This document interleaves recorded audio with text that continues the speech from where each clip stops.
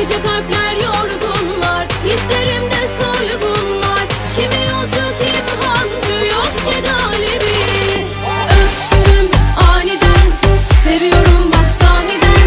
Gel sor öğren halimi, adımı sanımı ahaliden.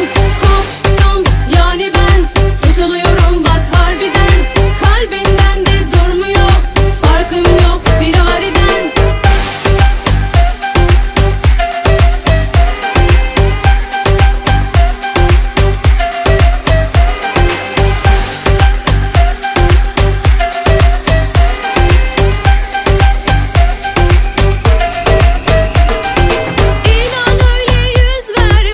Ve de bakmam ardından, yalışıklık hiç sevmem. Soyum aşk ecdadından, varsa oyuna gelmem. Bana öyle haller boş, çalsa hisler her telden. Şarkılar endamından, yüreğimde yangınlar. Yine mutsuz dargınlar, bana sevda baş tacı, kimse sahibi.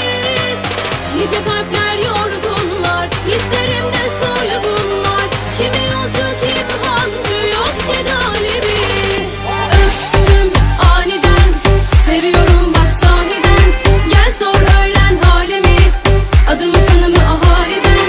Koptum yani ben, tutuluyorum bak harbiden.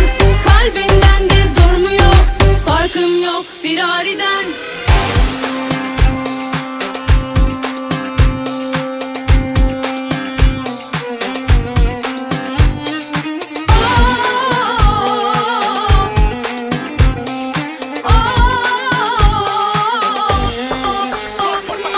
Öptüm aniden, seviyorum bak sahiden. Gel sor öğren halimi, adımı sanımı ahaliden. Koptum yani ben, tutuluyorum bak harbiden.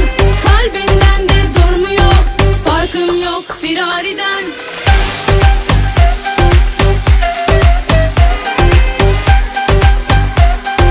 Farkım yok firariden.